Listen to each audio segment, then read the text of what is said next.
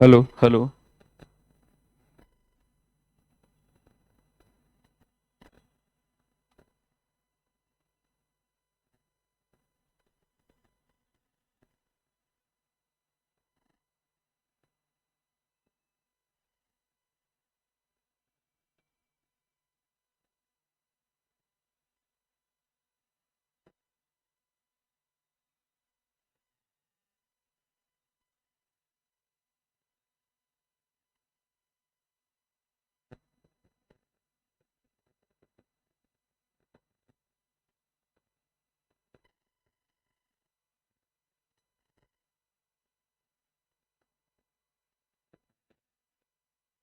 आज 26 है ना?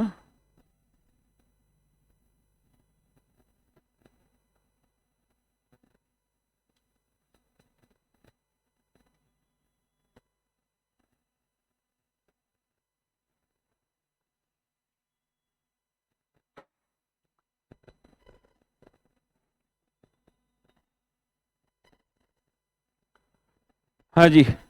Good morning. होमवर्क हुआ? सही होगा। सही है।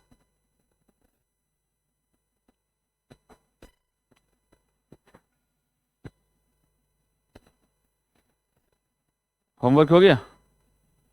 कितना क्वेश्चन था? एक था दो? एक ही था। चलो जी, आज हेडिंग डालो।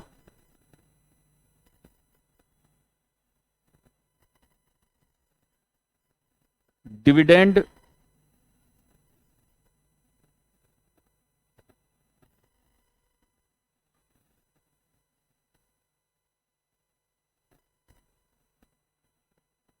नेक्स्ट एडजस्टमेंट है dividend received by investor from investee company.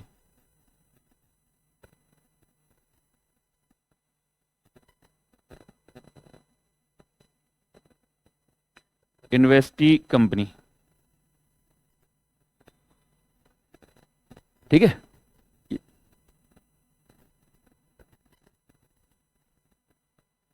कमराइट वाले, उसमें ज्यादा कुछ है नहीं, बस मैंने जो बताया बस उतना ही है और उसके ऊपर कुछ नहीं है।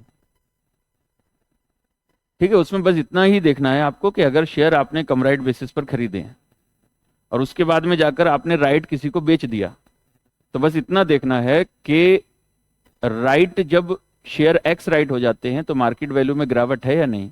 अगर मार्केट वैल्यू में गिरावट है तो जितना अमाउंट आपको सेल ऑफ राइट से मिला है, तो वो जो लॉस हुआ है गिरावट की वजह से, उस सेल ऑफ राइट के अमाउंट से एडजस्ट करेंगे, बाकी सेल ऑफ राइट का अमाउंट पीएनएल में भेज देंगे। बस इतना ही उसका ट्रीटमेंट है और कुछ है ही नहीं। ठीक है। Dividend received by investor from investing company.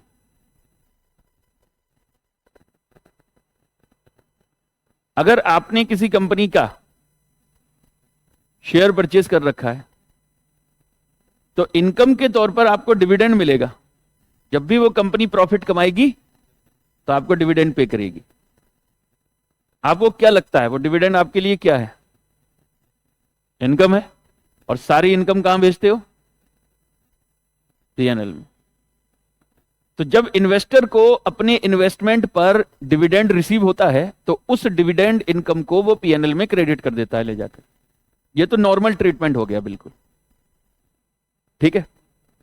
अब खाली अगर इतना ही होता ना तो मेरे को बताने की भी जरूरत नहीं थी कि भाई डिविडेंड मिले उसको इनकम में ट्रांसफर कर दो, बस बात खत्म। लेकिन जब आप AS 13 पढ़ते हो तो उसमें सिर्फ यही नहीं है, कुछ और भी ट्रीटमेंट है। और वो और ट्रीटमेंट क्या है? जब कंपनी डिविडेंड डिस्ट्रीब्यूट करती है और इन्वेस्टर डिविडेंड रिसीव करता है तो इन्वेस्टर को यह देखना पड़ेगा कि मैं डिविडेंड किस प्रॉफिट से रिसीव कर रहा हूं। किस प्रॉफिट से मतलब अभी आपको लिखना नहीं है, बस मेरी बात को सुनना है और समझना है। आपको पता है कि मान लो 1/4/2021 को एक ईयर शुरू हुआ, या 22 ले लेता हूं, 22 को शुरू हुआ, 31 मार्च 23 को ये खत्म हुआ होगा। फिर 1/4/2023 को ईयर शुरू हुआ होगा और 31 मार्च 2024 को खत्म हुआ होगा। ठीक है ना? आपने कभी सुना है डिविडेंड कैसे बांटा जाता है कंपनी में? क्या करंट ईयर का डिविडेंड करंट ईयर में ही कंपनी बांट देती है? कभी सुना है आपने?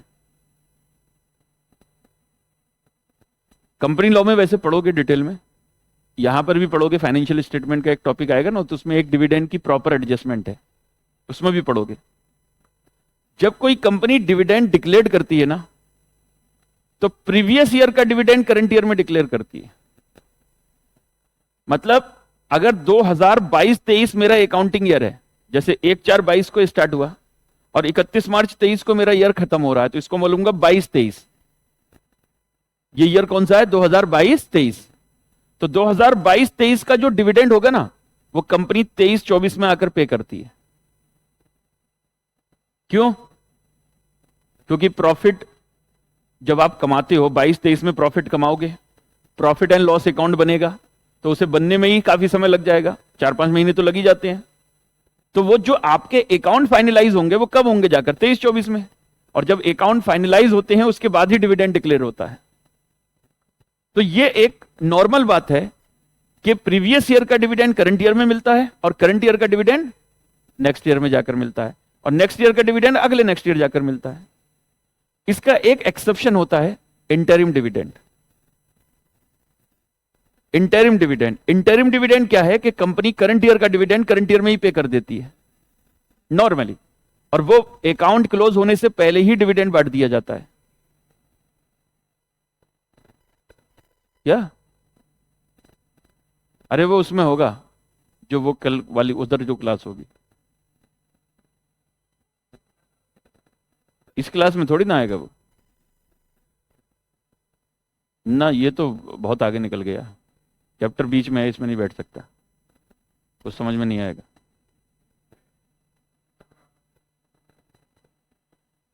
हाँ जी, तो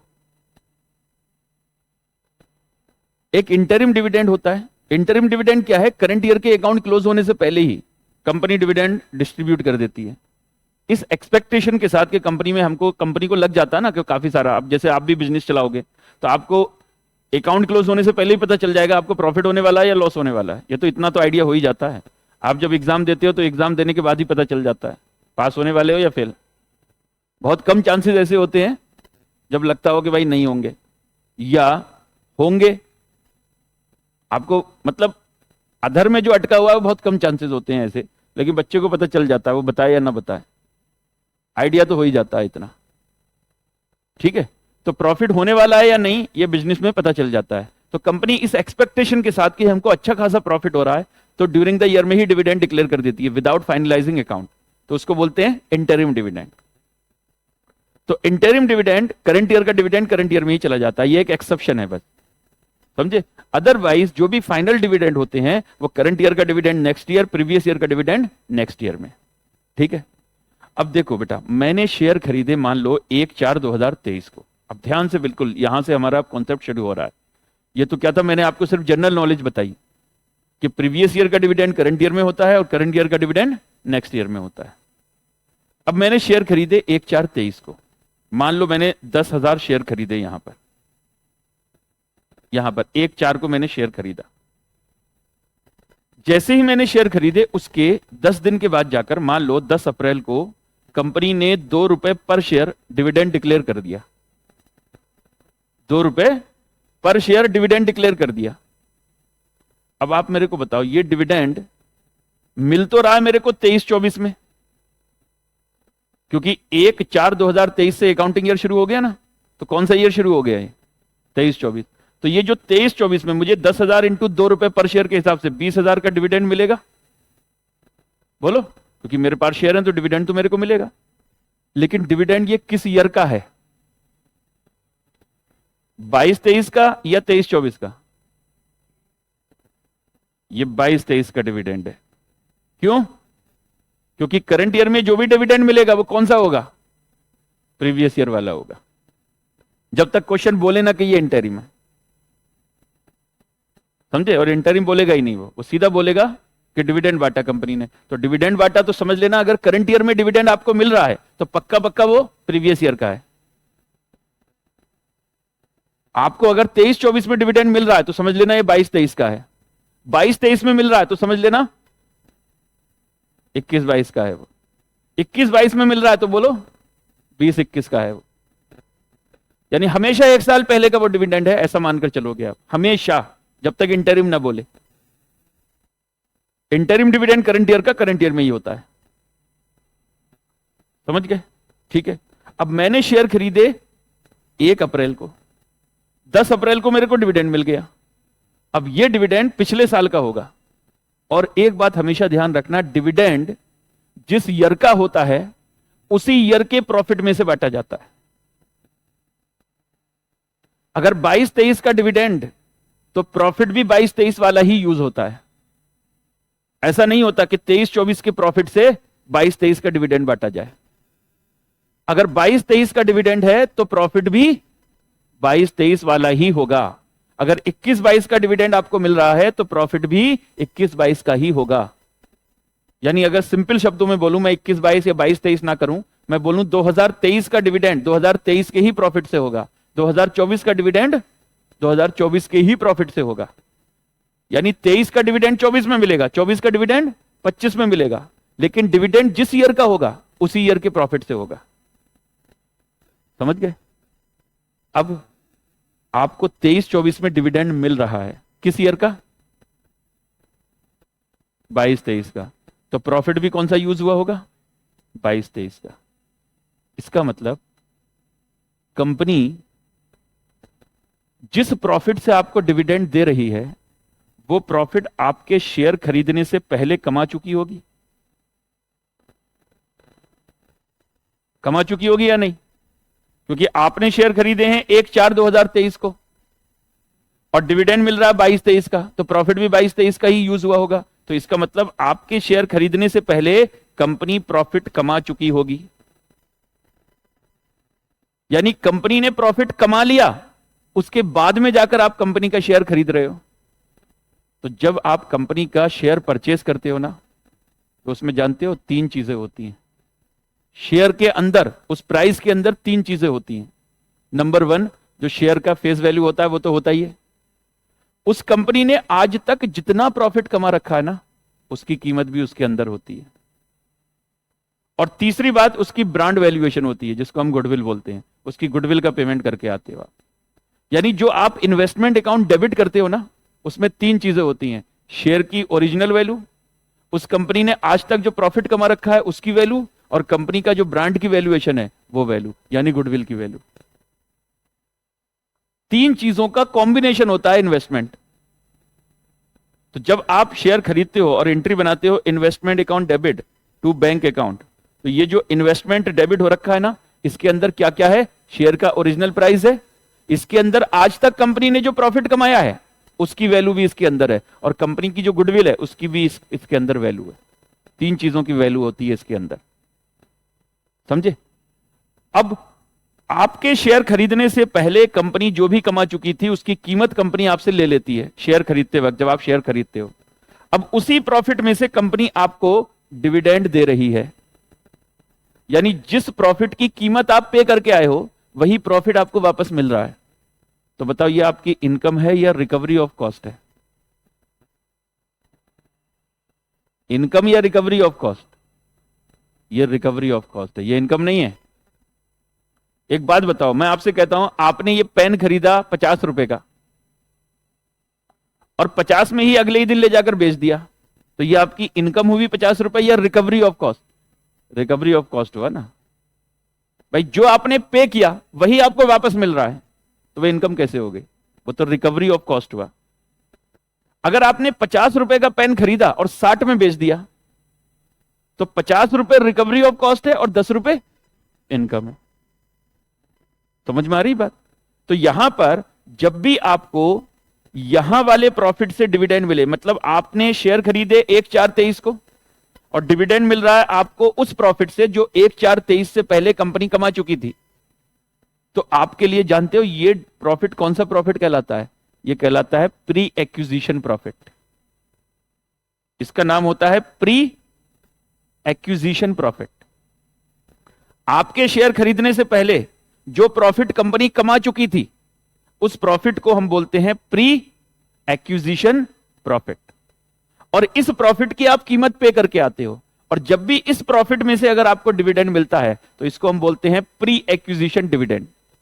और इस डिविडेंड को हम इनकम नहीं मानते बल्कि इसको रिकवरी ऑफ कॉस्ट मानते हैं। और रिकवरी ऑफ कॉस्ट मतलब जो इन्वेस्टमेंट में हमने डेबिट कर रखा था वही हमको वापस मिल गया। तो जानते हो हम एंट्री क्या बनाएंगे? हम एंट्री बनाएंगे bank account debit to PNL नहीं बल्कि टू इन्वेस्टमेंट अकाउंट। जब आपने कीमत पे की थी तो इन्वेस्टमेंट अकाउंट को डेबिट किया था, जब वही आपको रिकवर हो रहा है यानी उसी कॉस्ट की आपकी रिकवरी हो रही है तो आप एंट्री क्या डालोगे? Bank account debit to investment account. तो जब भी प्री एक्विजिशन प्रॉफिट से आपको डिविडेंड मिलता है तो वो डिविडेंड आपके लिए प्री एक्विजिशन डिविडेंड होता है, और वो डिविडेंड आपकी इनकम नहीं होती बल्कि रिकवरी ऑफ कॉस्ट होती है, और उसकी एंट्री होती है bank account debit to investment account. समझे?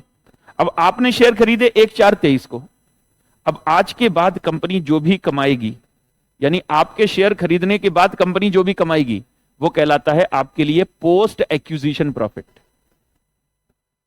पोस्ट एक्विजिशन प्रॉफिट यानी आपके शेयर खरीदने के बाद कंपनी ने जो कमाया that is called post acquisition profit, और आपके शेयर खरीदने से पहले कंपनी जो कमा चुकी थी that is called pre acquisition profit.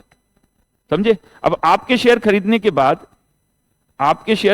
बाद कंपनी ने जो कमाया वो पोस्ट एक्विजिशन प्रॉफिट है। अब इस प्रॉफिट में से डिविडेंड मिलेगा अगले साल जाकर आपको। अब अगले साल जाकर मान लो 24-25 में आपको फिर से कंपनी ने डिविडेंड पे किया 20,000 रुपए। अब बताओ ये जो डिविडेंड आपको मिला होगा 20,000 ये यहां वाले प्रॉफिट से मिला होगा? तो ये प्रॉफिट बताओ कंपनी ने आपके शेयर खरीदने से पहले कमाया या बाद में? बाद में कमाया। तो ये प्रॉफिट आपके लिए इनकम है, और इसमें से जो डिविडेंड आपको मिलेगा that will be treated your income. समझ गए ना? और इसको आप पीएनएल अकाउंट में लेकर जाओगे। समझ में आई बात?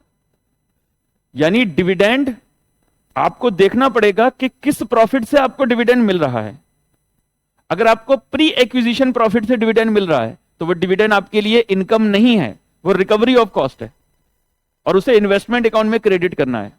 लेकिन अगर आपको डिविडेंड पोस्ट एक्विजिशन प्रॉफिट से मिल रहा है तो वो डिविडेंड आपके लिए क्या है? वो इनकम है और उसे आपको पीएनएल में क्रेडिट करना है। अब कौन सा प्रॉफिट प्री एक्विजिशन है और कौन सा प्रॉफिट पोस्ट एक्विजिशन है ये मैंने अभी आपको बताया। आपके शेयर खरीदने से पहले कंपनी जो कमा चुकी थी वो प्री एक्विजिशन कहलाता है, और आपके शेयर खरीदने के बाद कंपनी ने जो कमाया वो पोस्ट एक्विजिशन कहलाता है। अब सवाल उठता है सर मैं कैसे पहचानूंगा? आपको तो सीधा उसने दे रखा कि डिविडेंड डिक्लेयर कर दिया कंपनी ने और आपने इतना डिविडेंड रिसीव कर लिया, तो मैं कैसे पहचानूं कि ये प्री प्रॉफिट है या पोस्ट प्रॉफिट से डिविडेंड मिल रहा है? तो बेटा मैं आपको सिंपल सी बात बता रहा हूं, आपने शेयर खरीदे करंट ईयर में और डिविडेंड मिल रहा है प्रीवियस ईयर का, तो बताओ कौन सा है? Pre acquisition profit. यानी शेयर खरीदे आपने करंट ईयर में, डिविडेंड मिल रहा है प्रीवियस ईयर का, तो इसका मतलब आपके शेयर खरीदने से पहले कंपनी जो कमा चुकी थी उसी में से डिविडेंड दे रही है आपको। समझ में आ रही बात? ठीक है ना? और हमेशा ऐसा ही होगा, आप देखना शेयर खरीदोगे करंट ईयर में, डिविडेंड कहां का मिलेगा? प्रीवियस ईयर का। अब प्रीवियस ईयर का डिविडेंड मिलेगा तो प्रॉफिट भी प्रीवियस ईयर वाले ही यूज हुआ होगा, और प्रीवियस ईयर वाला प्रॉफिट आपके शेयर खरीदने से पहले कंपनी कमा चुकी थी, तो इसका मतलब वो प्री एक्विजिशन प्रॉफिट है। और प्री एक्विजिशन प्रॉफिट से जो भी डिविडेंड रिसीव होगा वो हमारे लिए रिकवरी ऑफ कॉस्ट माना जाएगा, वो इनकम नहीं होगा। समझ में आ रही बात? ठीक है ना?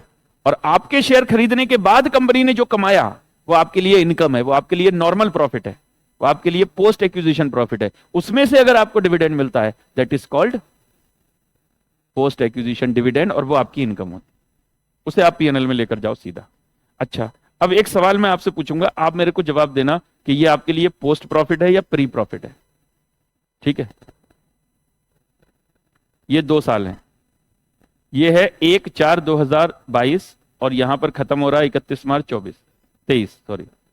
फिर यहां से 1/4/2023 से नया साल शुरू हुआ और 31 मार्च 24 को खत्म हो रहा है। आपने शेयर खरीदे यहां पर, मान लो 10,000 शेयर आपने यहां खरीदे, यहां खरीदे, समझे, और यहां पर आकर यानी 15 अप्रैल 2023 को आपको 2 रुपए पर शेयर के हिसाब से डिविडेंड मिल रहा है। तो 10,000 इंटू 2 कितना डिविडेंड मिलेगा? 20,000। बताओ ये डिविडेंड आपके लिए प्री डिविडेंड है या पोस्ट डिविडेंड है? पोस्ट डिविडेंड है। क्यों? क्योंकि डिविडेंड मिला होगा इस ईयर का, इस ईयर का, क्योंकि करंट ईयर में यहां पर जो भी डिविडेंड मिलेगा वो आपको प्रीवियस ईयर का मिलेगा। तो प्रॉफिट भी यहां से यहां तक जो होगा वो यूज हुआ होगा।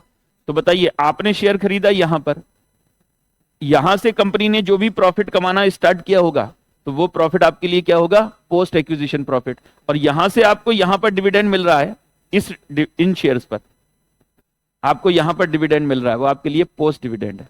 अच्छा जी, मैं कहता हूं यहां पर मान लो 10 अप्रैल को आपने 5,000 शेयर और खरीद लिए थे।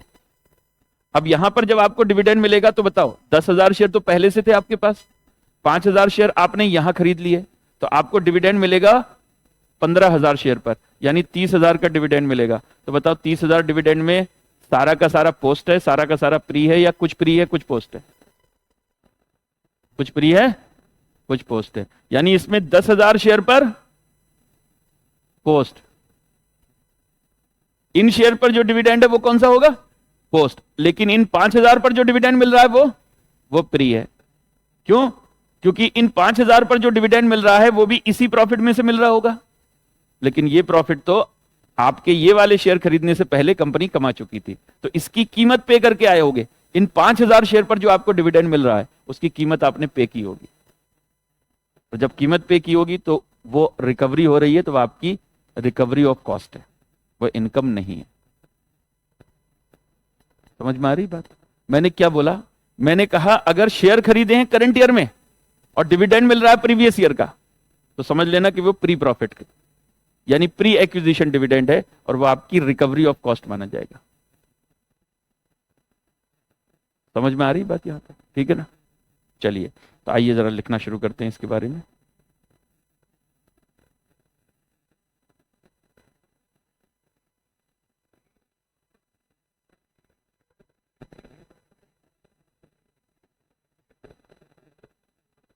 नहीं, डिविडेंड डिक्लेयर तो करंट ईयर में ही होता है, लेकिन है किस ईयर का?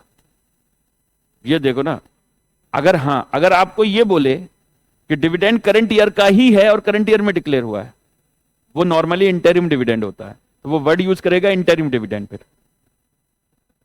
तो उस केस में आपको फिर देखना पड़ेगा आपने शेयर कब खरीदे, तो प्रोपोर्शनेटली फिर देखना पड़ेगा कि कितना प्री है कितना पोस्ट है। ठीक है?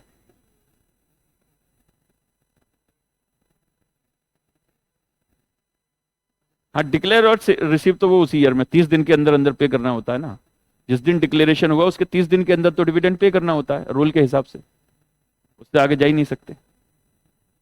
ठीक है ना?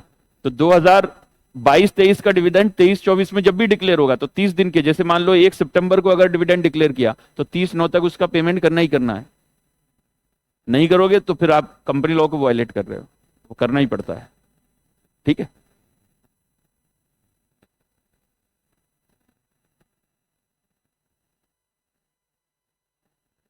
बुक में जिस ईयर में डिक्लेयर हुआ उसी ईयर में एंट्री होती है,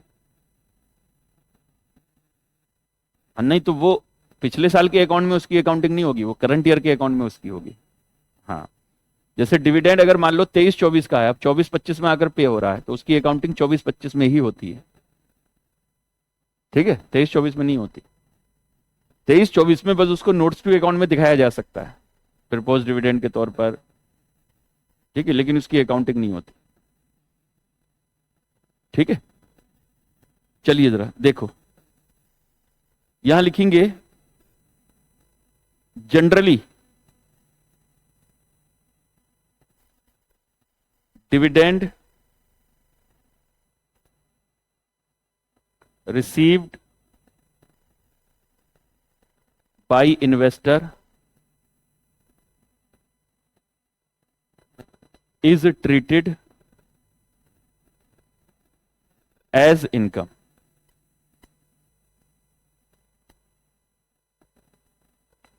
Generally, dividend received by investor is treated as income. Generally, यानी अगर आपको कुछ ना दे रखा हो कि डिविडेंड किस ईयर का है, किस ईयर में जाकर मिला, आपको सीधा बोल रहा है डिविडेंड रिसीव हुआ, तो जनरली परसेप्शन क्या होता है? ये इनकम है, जनरल परसेप्शन, ठीक है ना। तो generally dividend received by investor is treated as income, और इनकम है तो कहां ले जाएंगे? And credited to profit and loss account, और इसको क्रेडिट करेंगे पीएनएल में। आगे लिखेंगे but when dividend is received by investor out of pre-acquisition profit,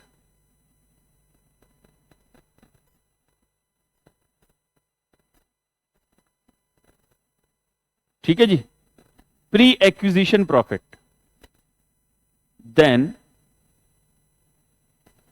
such dividend is called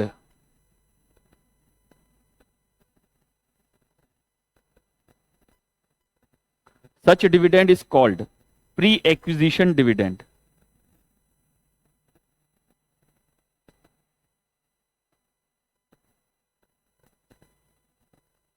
And it is treated as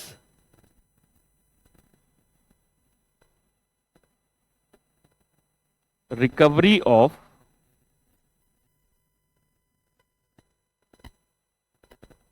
cost of investment,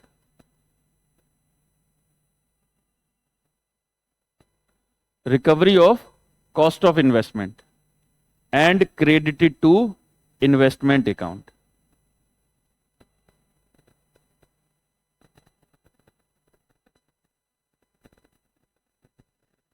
credited to investment account, ठीक है।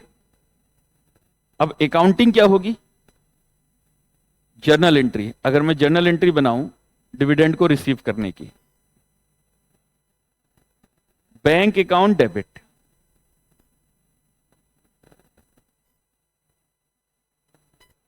Bank account debit, और ये होता है total dividend received. जो आप total dividend received करते हो वो आपका बैंक में डेबिट हो जाएगा। टू पीएनएल को क्रेडिट करोगे अगर डिविडेंड पोस्ट एक्विजिशन प्रॉफिट से है ना। If dividend out of post acquisition profit, अब ये पोस्ट एक्विजिशन प्रॉफिट या प्री क्या होता है अभी मैं लिखवाऊंगा, आपको बता तो दिया ही है मैंने। तो if dividend is out of post acquisition profit, और अगर आपको डिविडेंड मिला है प्री एक्विजिशन प्रॉफिट से, तो क्रेडिट क्या होने वाला है? Investment account. तो यहां लिखेंगे if dividend out of pre acquisition profit,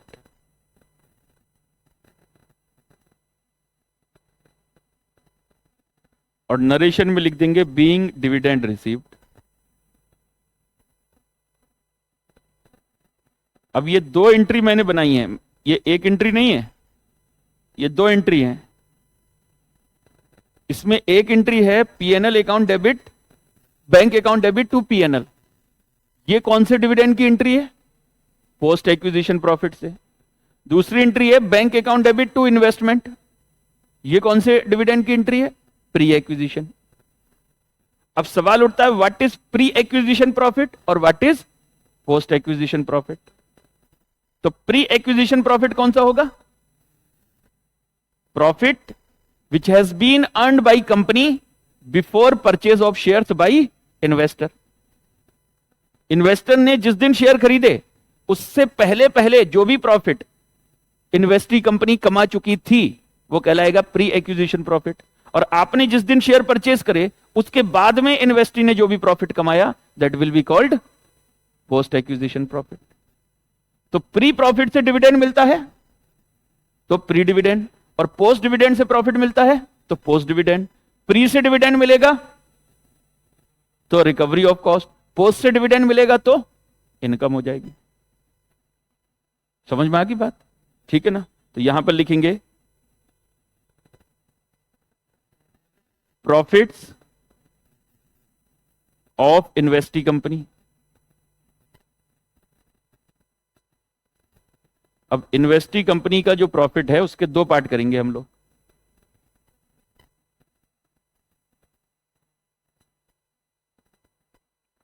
उसके दो पार्ट होंगे।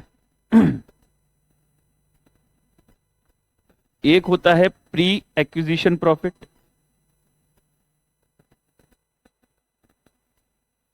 अच्छा ये जो प्री एक्विजिशन या पोस्ट एक्विजिशन प्रॉफिट का हम क्लासिफिकेशन कर रहे हैं ये किसके पॉइंट ऑफ व्यू से होता है, कंपनी के या इन्वेस्टर के? इन्वेस्टर के। कंपनी को थोड़ी ना मतलब है, ये इन्वेस्टर है जो शेयर खरीदता है वो देखता है कि मेरे शेयर खरीदने से पहले कंपनी ने प्रॉफिट कमाया था या मेरे शेयर खरीदने के बाद में कमाया है, तो उसको क्लासिफिकेशन करना पड़ता है ये।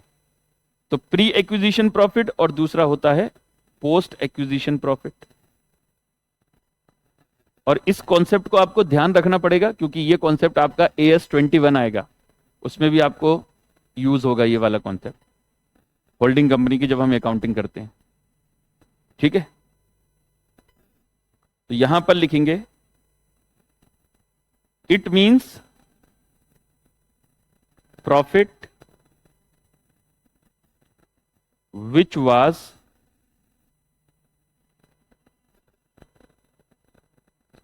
earned by investee company before purchase of share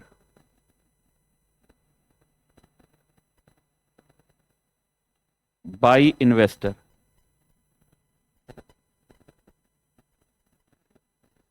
investor के शेयर खरीदने से पहले जो भी प्रॉफिट इन्वेस्टी कंपनी कमा चुकी थी that is called pre acquisition profit. ठीक है ना? और इसका मतलब क्या होगा? It means profit earned bye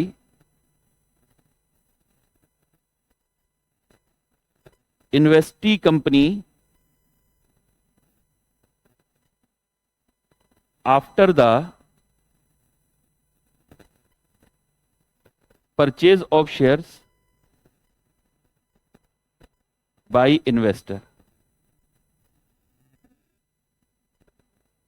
investor के शेयर खरीदने के बाद में सब्सिडरी ने जो भी कमाया, इन्वेस्टर के शेयर खरीदने के बाद में, ठीक है ना, इन्वेस्टी कंपनी ने जो भी कमाया वो सब क्या कहलाता है? Post acquisition profit. तो पोस्ट से जब डिविडेंड मिलेगा तो इनकम है, और प्री से जब डिविडेंड मिलेगा तो रिकवरी ऑफ कॉस्ट है, और उसे इन्वेस्टमेंट अकाउंट में क्रेडिट करना है। ठीक है? अच्छा जी, अब यहां पर एक नोट लिखेंगे, how we identify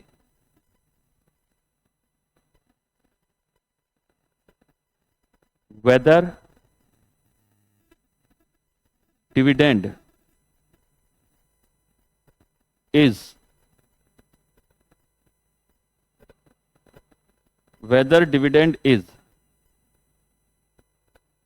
out of pre profit or post profit।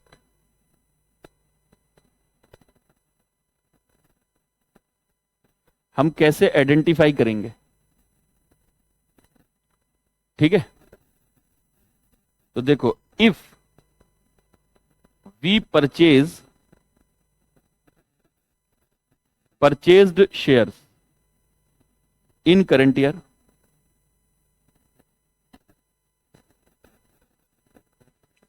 हमने शेयर खरीदे करंट ईयर में, but we receive dividend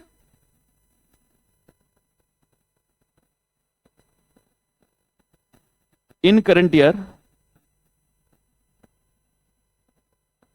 for previous year.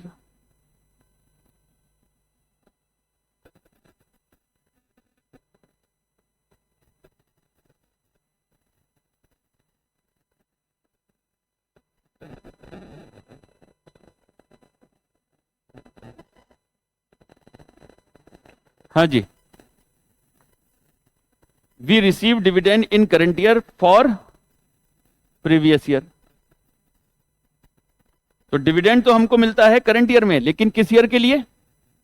Previous year के लिए। तो शेयर आपने खरीदे करंट ईयर में, डिविडेंड मिल रहा है प्रीवियस ईयर का, तो प्रॉफिट भी प्रीवियस ईयर का यूज हुआ होगा। तो बताओ कौन सा डिविडेंड है? प्री एक्विजिशन, ठीक है ना? Then it will be assumed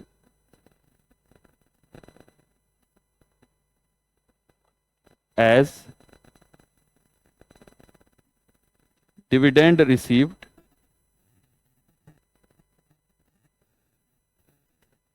out of previous year, sorry, out of pre-acquisition profit.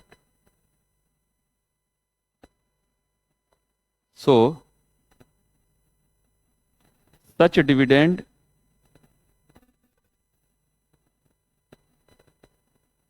will be recovery of cost.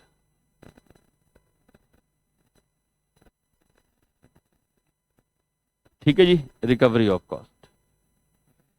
अच्छा जी, अगर आपको जहां कंफ्यूजन है, कंफ्यूजन मतलब पता ही नहीं चल रहा डिविडेंड किस ईयर का है, कौन से शेयर पर मिल रहा है, तो पोस्ट मानकर पीएनएल में ट्रांसफर करो। यानी मतलब क्या है कि रिकवरी ऑफ कॉस्ट तभी मानना है जब स्पेसिफिकली दिख रहा हो कि डिविडेंड किस ईयर का है और मिल कब रहा है आपको। तो प्रीवियस ईयर का डिविडेंड करंट ईयर में मिल रहा है और शेयर करंट ईयर में खरीदे हैं, तो आपको साफ साफ पता चल रहा है शेयर मैंने खरीदे करंट ईयर में, डिविडेंड मिल रहा है प्रीवियस ईयर का, तो मेरे शेयर खरीदने से पहले कंपनी प्रॉफिट कमा चुकी थी, उसी में से डिविडेंड पे कर रही है, तो प्री डिविडेंड है मेरे लिए, तो वो रिकवरी ऑफ कॉस्ट है।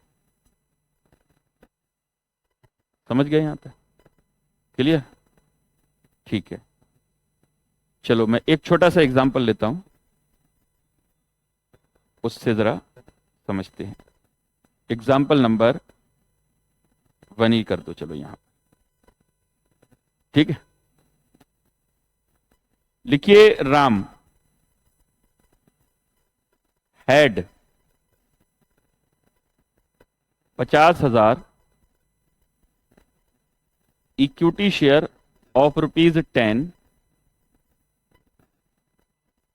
Eight a book value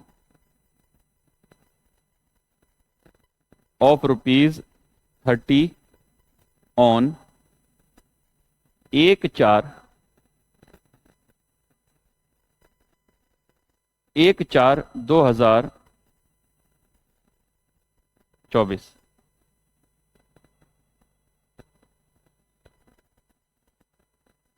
He again purchased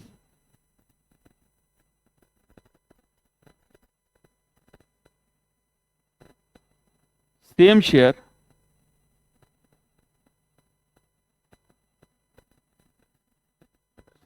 share मान लीजिए 20,000 एट ₹40 पर शेयर। 40 रुपए के हिसाब से उसने सेम शेयर और खरीद लिया इसी कंपनी के, मतलब सेम का मतलब इसी कंपनी के share, on 30/9/2024 company declared and paid dividend at the rate 20%। Company ने 20% के हिसाब से डिविडेंड डिक्लेयर किया for the year ended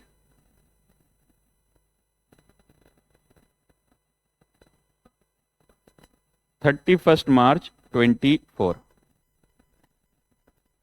for the year ended 31st March 24.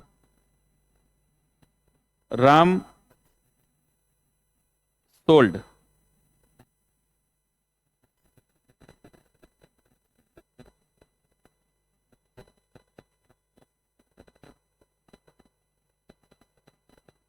$30,000 shares on 15th December 2024. ठीक है, eight rupees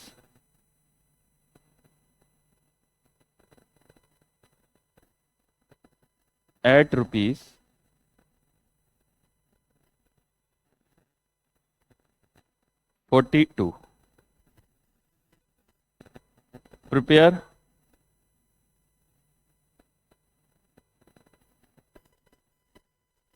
investment account in the books of Ram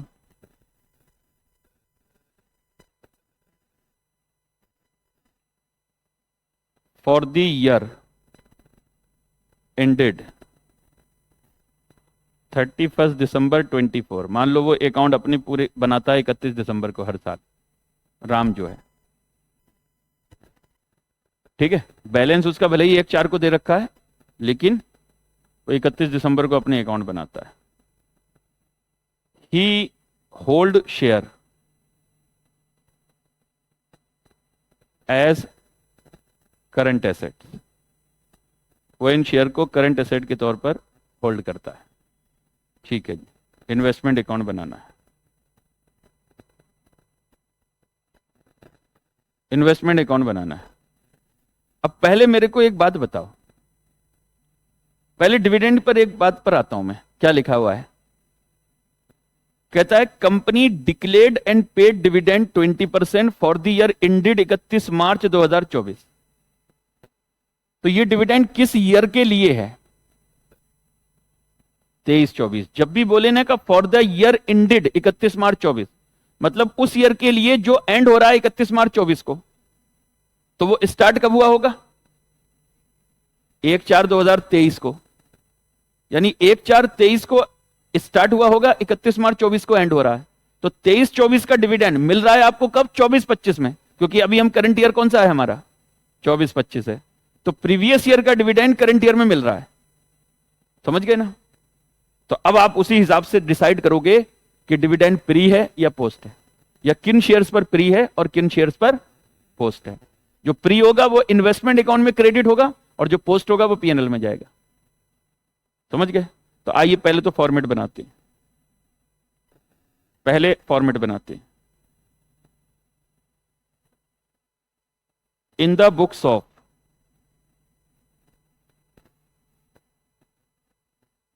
Ram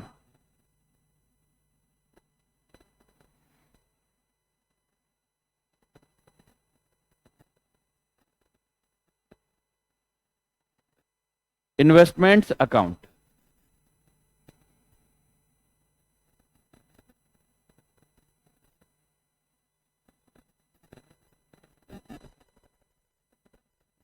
in the books of Ram investment account. यहां पर आपको पता है पहले date का कॉलम बनता है, फिर पर्टिकुलर, उसके बाद नंबर ऑफ शेयर्स, उसके बाद अमाउंट, फिर यहां पर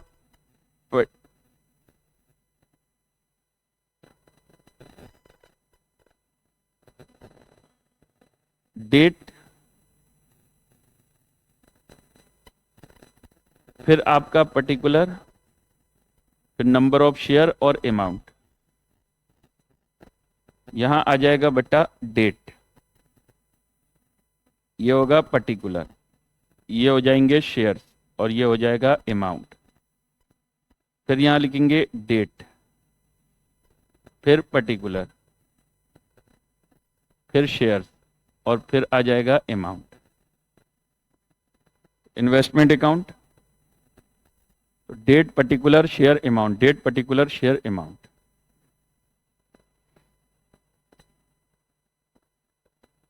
अच्छा जी, पहले तो 1/4/2024 को इन्होंने शेयर खरीदे या इनके पास शेयर पहले से थे?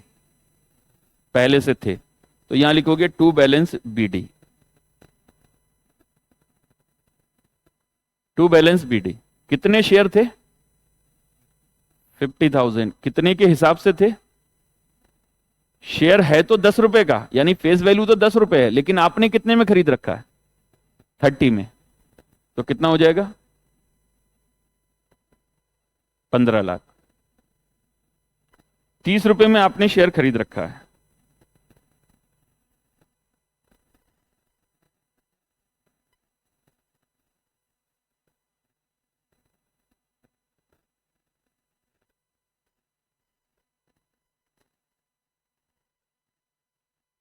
अच्छा जी, उसके बाद क्या और शेयर खरीदे? कब खरीदे बताओ, कौन सी डेट को?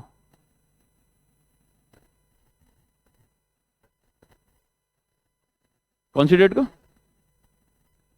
20 सितंबर। 30 सितंबर को शेयर कहां खरीदे? अच्छा, डेट नहीं दे रखी ऊपर, जो सेकंड बार शेयर खरीदे उसकी डेट नहीं दे रखी? नहीं नहीं, वो तो डिविडेंड मिला है उस डेट को। यहां डेट लिख लो, ऑन 15 जुलाई लिख लो। वो ऑन, ये फुल स्टॉप लगा हुआ है ना, ये 30/9 को तो डिविडेंड डिक्लेयर हुआ है। 15 जुलाई लिख लो, 15 जुलाई 2024। तो 15 जुलाई 2024 को आपने फिर शेयर खरीदे टू बैंक। कितने रुपए के हिसाब से? 40 के। नंबर ऑफ शेयर कितने? 20,000। तो 20,000 इंटू 40 कितना होगा? 8 लाख। ठीक है जी, ये आपने शेयर खरीद लिए। अब 30 सितंबर को मिलता है डिविडेंड। किस रेट से? 20%। तो बताओ डिविडेंड कितना होगा? डिविडेंड 20% मिल रहा है आपको, तो 20% बेटा इस 15 लाख और 8 लाख का, या फेस वैल्यू का? डिविडेंड हमेशा फेस वैल्यू का होता है। आपने शेयर कितने रेट पर खरीदे उससे कोई मतलब नहीं। आपने 30 में खरीदा, 40 में खरीदा, 50 में खरीदा, मेरे को कोई मतलब नहीं। मार्केट में रेट कुछ भी चल रहा हो, अगर मान लो आपके शेयर का फेस वैल्यू 10 रुपए है और मार्केट वैल्यू 2,000 रुपए है, तो डिविडेंड 10 रुपए पर मिलता है, मार्केट वैल्यू पर नहीं मिलता। समझ गए ना? अगर मार्केट वैल्यू पर डिविडेंड कंपनी देने लगे, फिर तो हर किसी के घर पर जाकर पूछना पड़ेगा, भाई साहब आपने कितने में खरीदा था? क्योंकि हर किसी ने अलग अलग रेट पर खरीदा होगा। मैंने कोई शेयर 1000 में खरीदा है, आपने कोई शेयर 1500 में खरीदा है, वही सेम शेयर। किसी ने वही शेयर 50 रुपए में खरीदा होगा, मान लो 1980 में किसी ने खरीद लिया था, तो उसने तो 50 रुपए में खरीदा होगा। तो सबके घर पूछती हुई थोड़ी ना फिरेगी कंपनी। तो कंपनी की एक फेस वैल्यू होती है, नॉमिनल वैल्यू जिसको बोलते हैं। तो उस नॉमिनल या फेस वैल्यू पर कंपनी डिविडेंड पे करती है। अब नॉमिनल वैल्यू, फेस वैल्यू कितनी है? 10 रुपए। तो 10 रुपए का 20%, तो डिविडेंड पर शेयर आ जाएगा 2 रुपए पर शेयर। समझ गए ना? तो 2 रुपए पर शेयर आपको डिविडेंड मिल रहा है। अब 2 रुपए पर शेयर इस 50,000 पर भी डिविडेंड मिलेगा और इस 20,000 पर भी मिलेगा। तो बताओ 50,000 इंटू 2, तो डिविडेंड कितना? 1 लाख। और 20,000 इंटू 2, डिविडेंड 40,000। तो पहले तो जरा 1 लाख का ट्रीटमेंट बताओ क्या होगा, प्री या पोस्ट?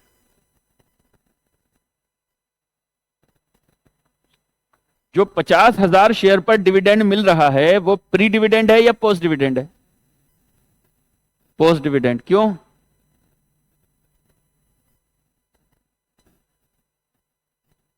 क्योंकि ये शेयर आपने पहले से खरीदे हुए हैं, पता नहीं कब खरीदे हुए हैं, आपको तो डेट ही नहीं दी। बस आपको तो इतना बोला है कि 1/4 को ये शेयर आपके पास थे, अब क्या पता कब से थे। समझ में आ रही बात?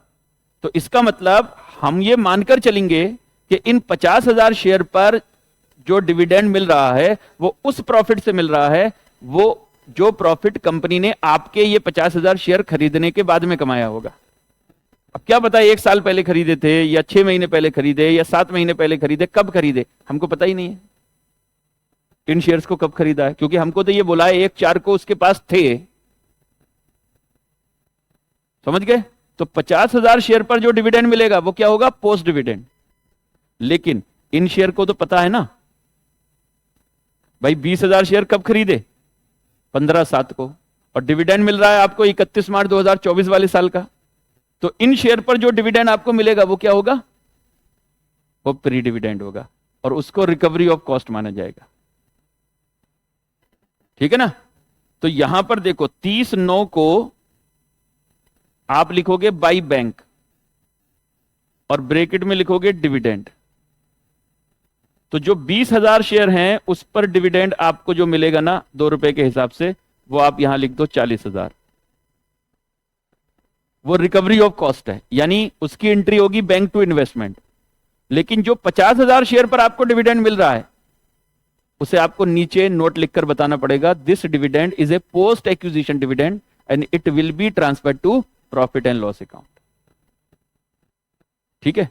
तो यहां पर लिखिए नोट, नीचे नोट लिख देते हैं एक, लिखिए डिविडेंड ऑन 50,000 शेयर्स एट ₹2 और अमाउंट होगा 1 lakh, will be treated as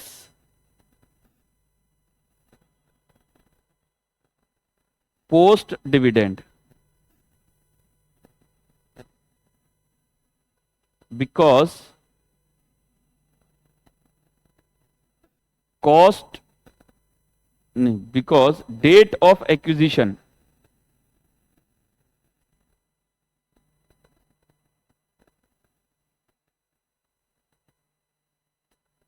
of such shares is not given। क्योंकि इन शेयर्स को एक्वायर करने की डेट आपको गिवन ही नहीं है, तो हम ये मानकर चलेंगे ये शेयर तो आपके पास पहले से हैं, तो इस पर जो डिविडेंड होगा वो पोस्ट डिविडेंड माना जाएगा। तो such dividend will be treated as income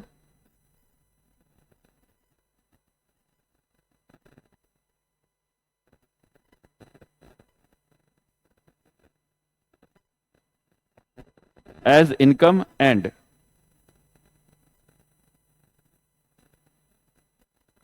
credited to P&L account, credited to P&L account। ठीक है ना? P&L account.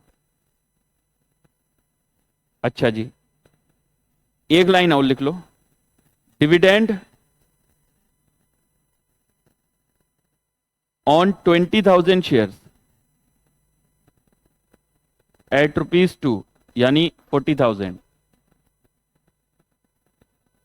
Is pre acquisition dividend.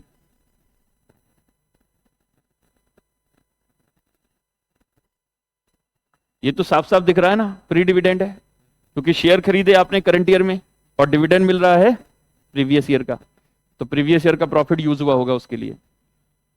So it is adjusted against cost of investment.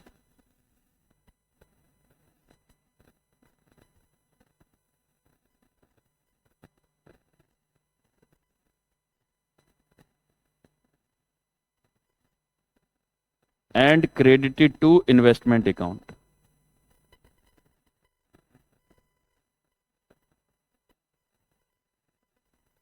credited to investment account, credited to investment account।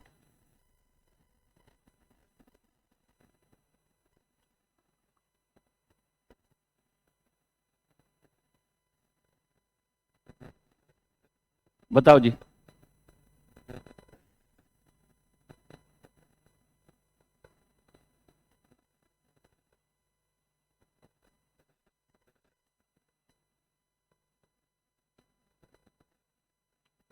क्या ये बात clear है सबको? ठीक है ना? चलिए जी, अब आगे बढ़ते हैं। ये तो आपने लिख दिया। अब आगे क्या हुआ क्वेश्चन में बताइए। अब कहते हैं 15 दिसंबर 2024 को 30,000 शेयर उसने बेच दिए 42 रुपए के हिसाब से। तो यहां पर लिखिए 15 दिसंबर को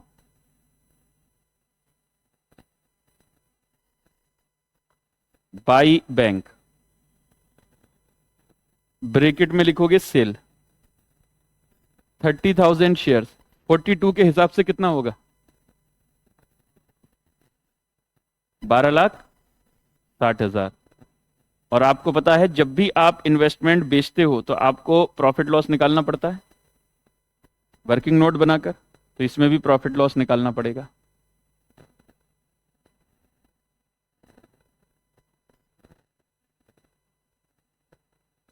ठीक है, तो आइए वर्किंग नोट बनाते हैं प्रॉफिट लॉस निकालने के लिए। Working note,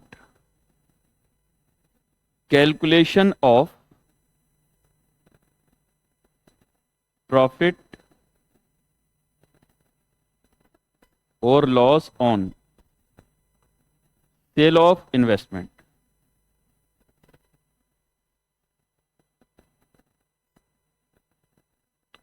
cell of investment, पहले यहां लिखेंगे सेल प्रोसीड्स, 30,000 शेयर्स एट ₹42, ये हो जाएगा 1260। इसमें से माइनस करते हैं हम average cost,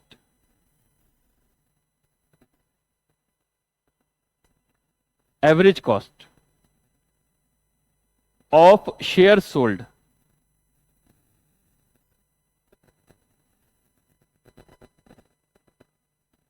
average cost of shares sold.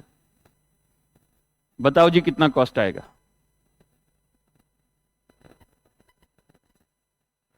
पहले टोटल कॉस्ट बताओगे? ऊपर कितना है? पहले कितना था? 15 लाख। 15 लाख फिर प्लस 8 लाख। अच्छा, इसको डिवाइड कितने से करना है? 70,000 से, और फिर 30 से मल्टीप्लाई कर देना है। बस यही है, कुछ और? यही है? देख लो, सब देखभाल लो, बाद में जाकर कोई मचमच नहीं हो। यही है?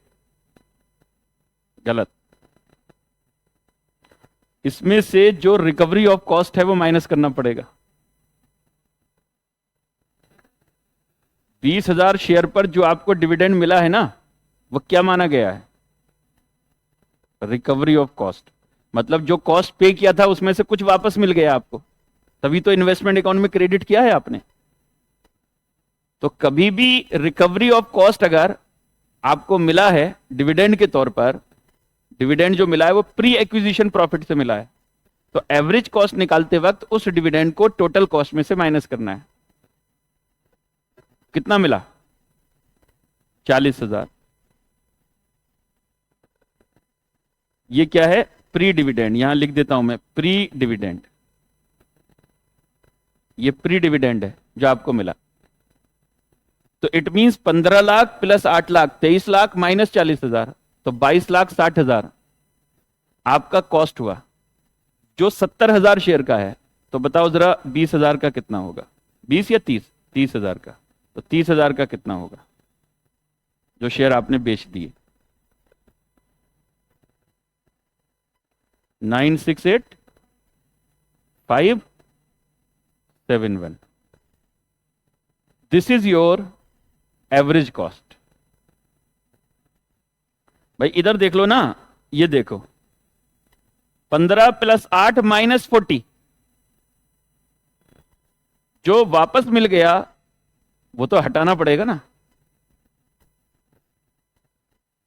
एवरेज कॉस्ट निकालने के लिए। तो इंटू 30,000, तो ये आ जाएगा प्रॉफिट। बताइए कितना प्रॉफिट? प्रॉफिट ऑन सेल कितना? 429, 429, 2,91,429 रुपए का प्रॉफिट हो गया।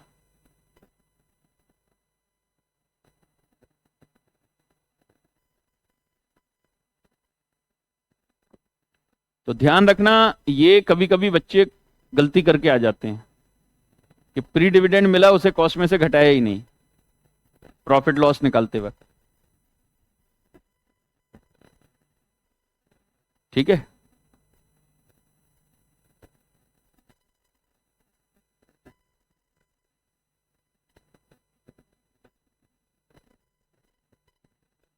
आइए जी इसको यहां लिख देते हैं।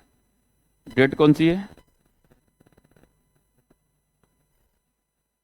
15/12 टू प्रॉफिट ऑन सेल 2,91,429। और अब देखो कोई वैल्यूएशन के लिए कोई मार्केट वैल्यू तो गिवन नहीं है, तो 31 दिसंबर को सीधा आपका बाई बैलेंस शीट ही आ जाएगा। 40,000 शेयर बचेंगे आपके पास, और कॉस्ट कितनी बचेगी बता दो, बैलेंसिंग फिगर।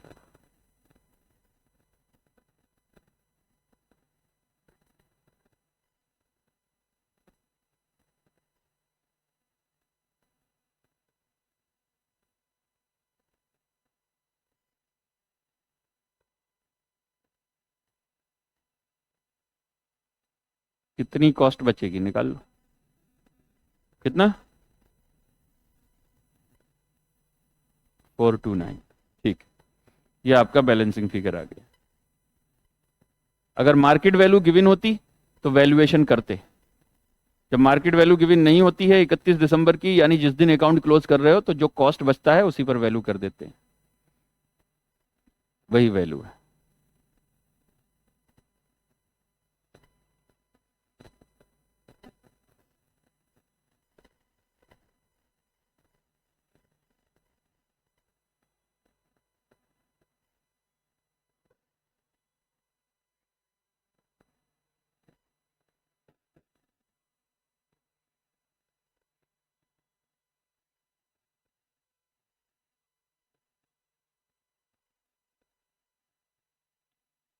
ब्रोकरेज मतलब किस लिए पे की है? तो वो तो प्रॉपर्टी की कॉस्ट में ऐड हो जाता है ना। आपने एक प्रॉपर्टी खरीदा, मान लो 50 लाख का, उसको पे करने पर 2% ब्रोकरेज दिया, तो 1 लाख रुपए ब्रोकरेज हो गया, तो आपकी प्रॉपर्टी की कॉस्ट 51 लाख है। ठीक है, ऐसे ही शेयर खरीदते हैं तब जो ब्रोकरेज पे करते हैं तो शेयर की कॉस्ट में ऐड करते हैं ना वो।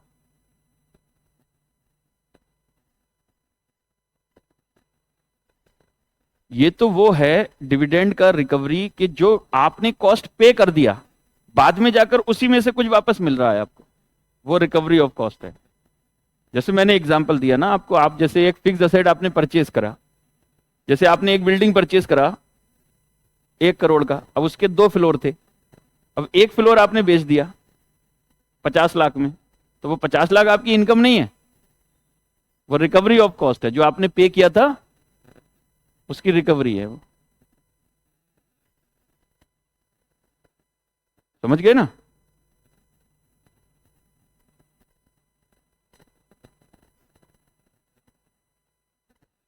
बताओ जी, आप ऐसे समझो, देखो मैं आपको बता रहा हूं, अब ये आपको और अच्छे से समझ में आ जाएगा। आप ऐसे सोचो, एक कंपनी की शेयर की कॉस्ट है मान लो 1 लाख रुपए, ये कॉस्ट ऑफ इन्वेस्टमेंट है।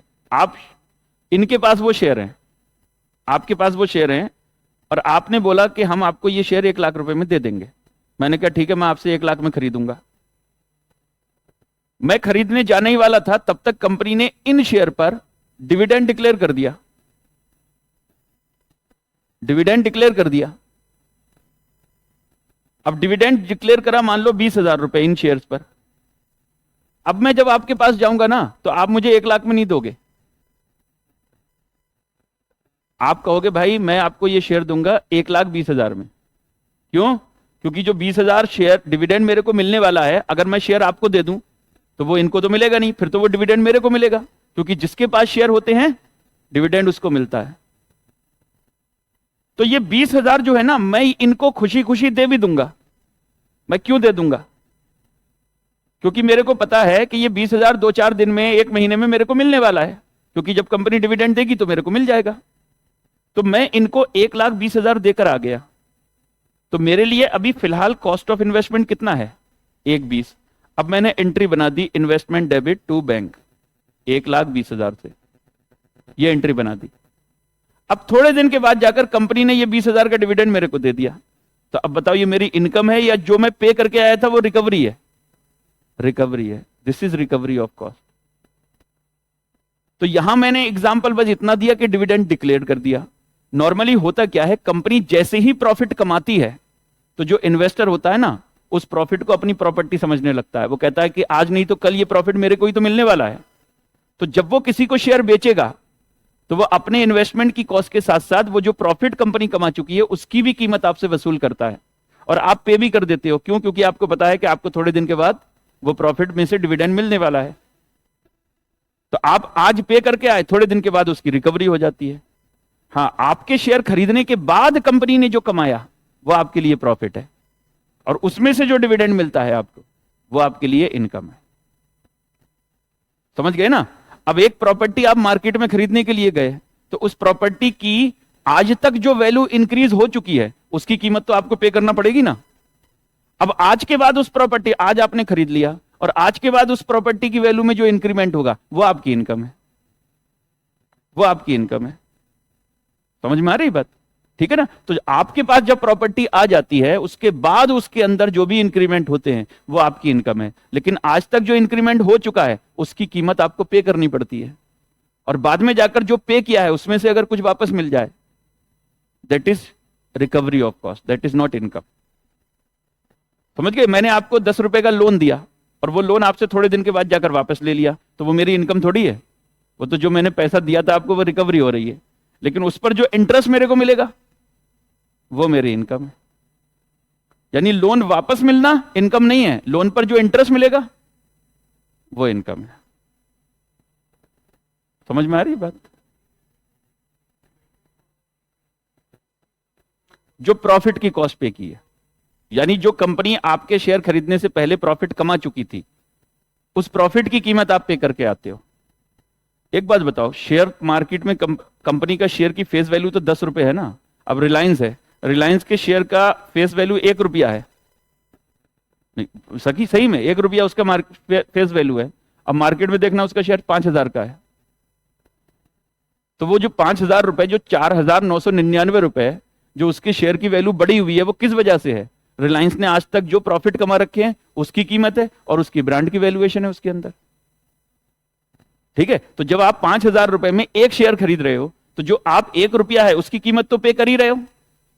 उसने आज तक जो प्रॉफिट कमा रखे हैं उसकी कीमत पे कर रहे हो, और उसके जो गुडविल की वैल्यू है उसकी कीमत पे कर रहे हो आप। तो 3 चीजें आप पे करके आ रहे हो। अब उसमें से जो प्रॉफिट वाला पेमेंट आपने किया था उसमें से थोड़ा सा आपको वापस मिल जाता है बाद में जाकर डिविडेंड के नाम पर, तो वो आपके लिए क्या है? Recovery of cost. समझ में आ गई बात? ठीक है ना?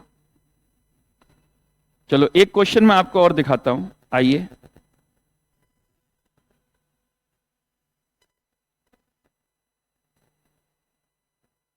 ये है हमारा क्वेश्चन नंबर 9।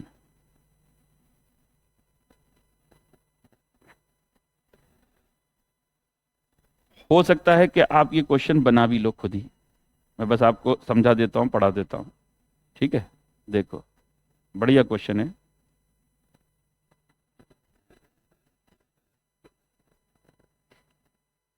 एक 496 Sunderlal has had 25,000 equity share of X limited at a book value of ₹15, face value 10।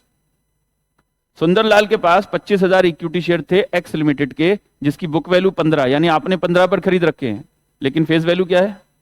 10 रुपए। सुंदरलाल को जानते हो? नहीं जानते? जेठालाल का साला। ठीक है ना? अब जेठालाल कौन है? तारक मेहता में जो आता है। सही बात है, ऐसा साला किसी को ना मिले, बहुत चूना लगाता है। तो 15 रुपए पर शेयर के हिसाब से इसने खरीद रखे हैं। अच्छा, अब देखो लिखा हुआ है हैज हैड का मतलब पहले से था, पता नहीं कब खरीदा होगा, है ना। फिर कहता है on 20/6/96 he purchased another 5,000 share of the company at 16 पर शेयर। उसने 16 रुपए पर शेयर के हिसाब से और 5,000 शेयर खरीद लिए। अब ये शेयर उसने करंट ईयर में खरीदे। The director of X limited announced a bonus and right issue. अब डायरेक्टर ने बोनस और राइट इशू करा। No dividend was payable on these issue. अब देखो बोनस पर और राइट पर कोई डिविडेंड नहीं मिलेगा इस साल, इस पर डिविडेंड अगले साल से मिलना चालू होता है क्योंकि ये फ्रेश इशू हुआ है करंट ईयर में। तो जो शेयर करंट ईयर में इशू हुए उसका डिविडेंड अगले साल से मिलना चालू होगा, ठीक है ना।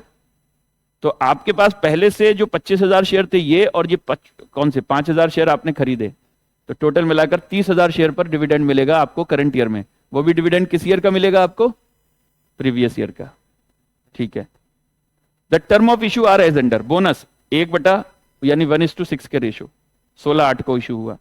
राइट 3:7, 31/8 को राइट इशू हुआ 15 रुपए के हिसाब से, और डेट ऑफ पेमेंट है 30/9/96। मतलब राइट शेयर अगर आप खरीदोगे तो 30/9/96 को आपको पेमेंट करना पड़ेगा, समझे।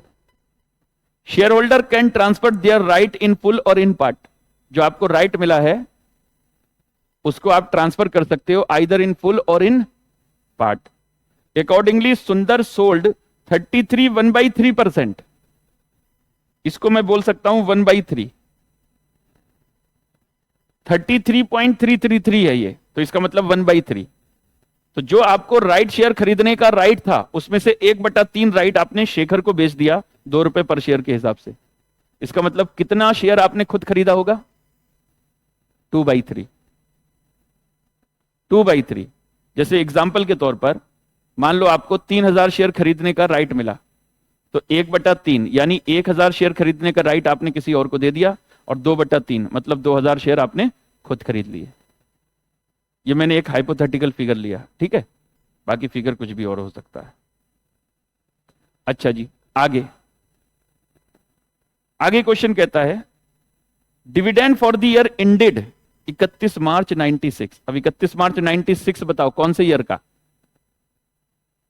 95 96 का। और डिविडेंड मिलेगा आपको करंट ईयर में। करंट ईयर आपके लिए कौन सा है? 96 97, यही है ना। तो कहता है dividend for the year ended 31 मार्च 96, मतलब पिछले साल का dividend at the rate of 20% were declared by x limited and received by सुंदर ऑन 31/10/96। अब आप जरा देख लो बेटा, 31/10/96 को आपको डिविडेंड मिला 20% के हिसाब से, तो 10 रुपए फेस वैल्यू है, 20% रेट है, तो 2 रुपए पर शेयर डिविडेंड हो गया, है ना। डिविडेंड आपको मिलेगा एक तो इन 25,000 शेयर पर और एक 5,000 शेयर पर। तो 25,000 पर डिविडेंड मिलेगा 2 रुपए के हिसाब से 50,000 रुपए, और 5,000 पर जो डिविडेंड मिलेगा 2 रुपए के हिसाब से 10,000 रुपए। तो बताओ 50,000 डिविडेंड क्या माना जाएगा? Post dividend. और 10,000 का डिविडेंड क्या माना जाएगा? प्री डिविडेंड माना जाएगा। क्योंकि 10,000 शेयर आपने खरीदे हैं 20/6/96 को, तो शेयर आपने खरीदे करंट ईयर में ये 5,000, और डिविडेंड मिल रहा है आपको प्रीवियस ईयर का, तो ये वो आपके लिए प्री डिविडेंड हो गया। और ये शेयर आपने पता नहीं कब खरीदे थे, समझे। तो हम ये मानकर चलेंगे कि इन शेयर पर जो डिविडेंड आपको मिल रहा है वो पोस्ट डिविडेंड है, तो ये 50,000 का डिविडेंड इनकम माना जाएगा और पीएनएल में चला जाएगा। और आगे वैसे क्वेश्चन ने बता भी दिया है, देखो क्या कहता है। कहता है dividend for share acquired by him on 20/6/96 are to be adjusted against the cost of purchase. Question नहीं बता दिया, क्वेश्चन ने खुद ही बोल दिया कि ये प्री डिविडेंड है, मतलब कॉस्ट ऑफ इन्वेस्टमेंट से उसको एडजस्ट करना है। इसका मतलब pre dividend he cost of investment से एडजस्ट होता है, जो पोस्ट डिविडेंड होता है वो तो पीएनएल में जाता है।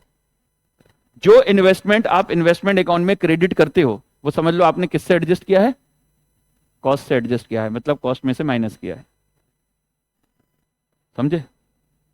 आगे है 15/11/96 को सुंदर sold 25,000 equity share eight A premium of 5 पर शेयर। अब प्रीमियम ऑफ 5 पर शेयर, तो शेयर था फेस वैल्यू 10 का, 5 रुपए प्रीमियम पर बेचा आपने, तो कितने में बेचा होगा? 15 रुपए में। ये सेल प्राइस हो गया।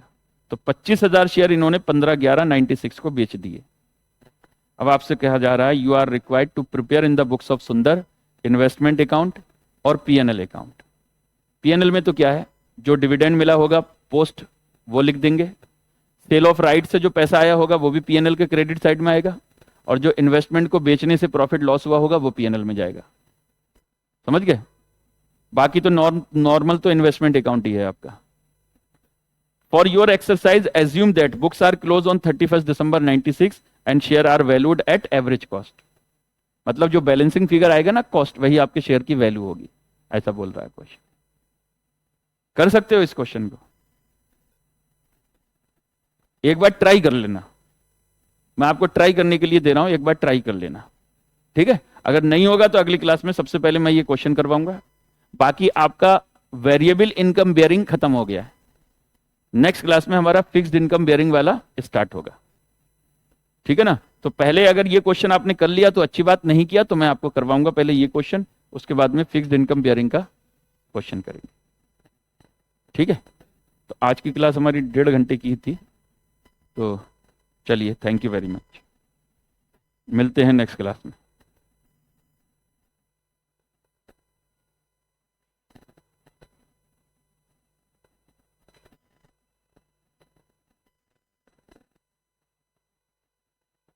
अच्छा, स्टडी मटेरियल में भी है ये क्वेश्चन, अगर आपको जैसे कोई दिक्कत हो तो आप स्टडी मॉड्यूल से भी देख सकते हो, आईसीआई वाला, उसमें भी है ये क्वेश्चन।